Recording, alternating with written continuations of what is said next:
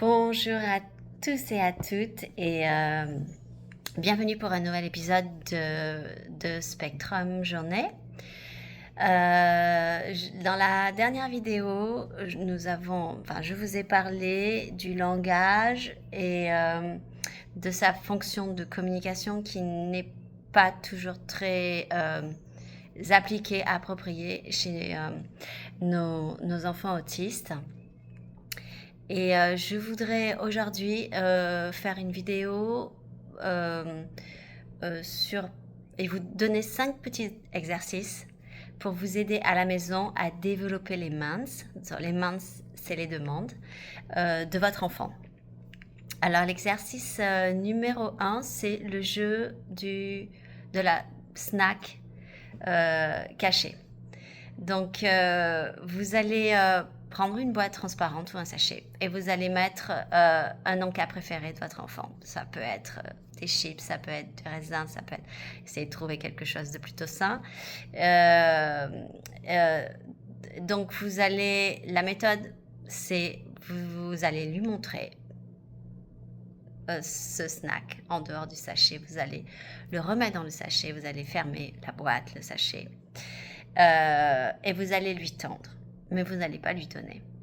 Vous allez attendre de sa part une initiative de demande, une ébauche. Donc ça peut être un regard, ça peut être un geste, ça peut être un mot s'il est verbal, ça peut être un signe. Et dès qu'il utilise cette fonctionnalité, même si c'est très approximatif, vous allez lui dire tu veux cette chips? Et 10 chips. Tu veux cette chips? 10 chips. Vous allez l'aider à dire ou à le signer et puis vous allez lui donner immédiatement une petite quantité. Le but de cet exercice, c'est d'enseigner que demander, c'est obtenir. Donc le renforcement est naturel et immédiat. Tu veux, tu dis, tu as.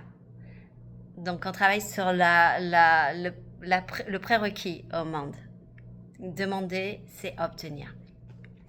L'exercice numéro 2, ça va être un jouet, un jeu, mais avec des pièces manquantes que vous allez garder. Donc, par exemple, votre enfant aime jouer avec des puzzles ou des blocs Lego ou une boîte avec plusieurs jouets. L'idée, c'est que vous allez lui donner ce jouet, cet objet incomplet. Et c'est par exemple la base du puzzle, mais il manque quelques pièces. Et vous allez garder ces pièces à côté de vous. Vous êtes en face de lui. Et donc, il est en train de démarrer son puzzle, par exemple. Et là, il est en mode, il me manque des pièces. Je vois que les pièces sont à côté de toi. Il va falloir que je les demande. Et donc, vous allez attendre qu'il les demande. Donc, c'est par exemple s'il tend la main, s'il pointe, s'il vocalise. Vous allez lui donner une pièce en modélisant le « Oh, tu veux une pièce? Dis encore. Dis pièce. Dis donne. » L'astuce pour cet exercice, c'est que vous allez toujours utiliser les mêmes mots simples pour faciliter la répétition. Si vous décidez d'utiliser le mot encore, vous allez rester sur le mot encore. Et si vous utilisez un autre mot, vous allez toujours rester sur le même mot.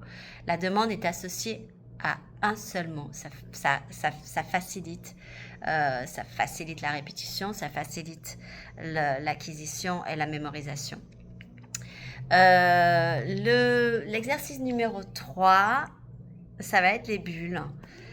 Donc, les bulles, ça marche très bien parce que c'est visuel, c'est rapide et c'est très motivant pour les enfants.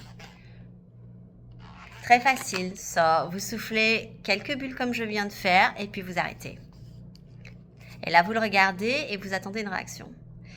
Et bien sûr, vous allez l'encourager à demander bulle, à demander encore ou à signer. Et dès qu'il le fait, récompense, hop, oh, tu veux plus de bulles? Je vais te donner plus de bulles. Voilà. C'est un exercice qui marche assez bien. Un autre exercice intéressant, c'est la chanson interrompue. Donc le matériel, c'est votre voix et c'est une chanson préférée de votre enfant. Vous allez commencer à chanter la chanson et puis vous allez vous arrêter brusquement. Et là, vous allez le regarder et vous allez attendre qu'il dise un mot, qu'il fasse un geste ou qu'il montre qu'il veut que ça continue. Et quand il le fait, vous reprenez immédiatement la chanson.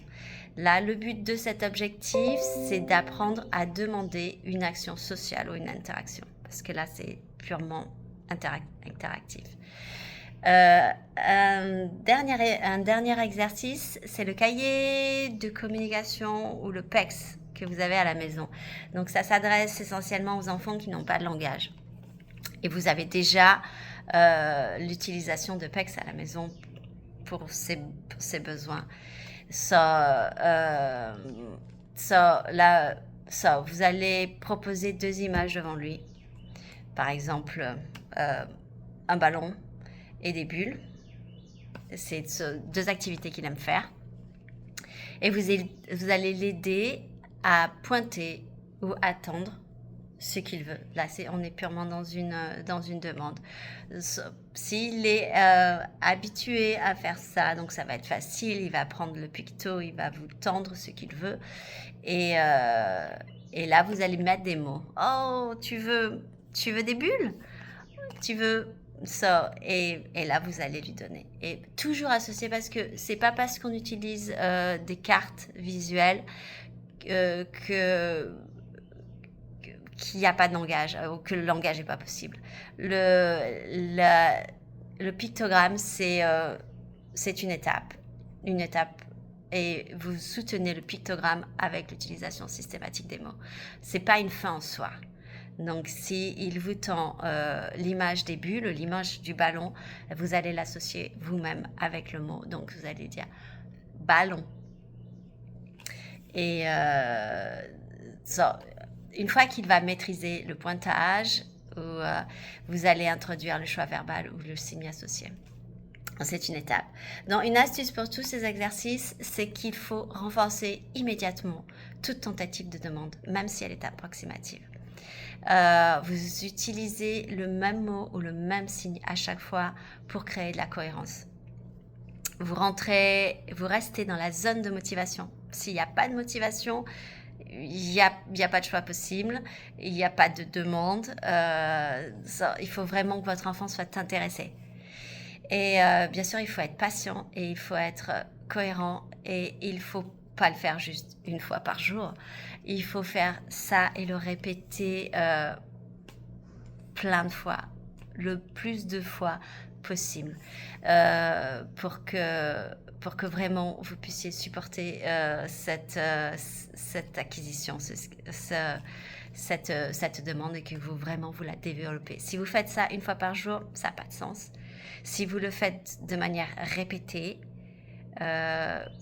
plusieurs jours, vous allez voir que votre enfant va tout simplement, vous allez le faire naturellement, de plus en plus naturellement, sans que vous le promptiez, sans que vous mettiez les mots. Il va développer cette forme de communication assez naturellement. Donc, vous pouvez me laisser des commentaires sur comment vous faites ça à la maison, si vous l'avez appliqué, si vous avez des questions. Laissez-moi des commentaires pour m'expliquer si ça marche et pour voir si je peux vous aider plus spécifiquement sur certaines demandes. Et puis, on se retrouve pour un nouvel épisode prochainement. À bientôt.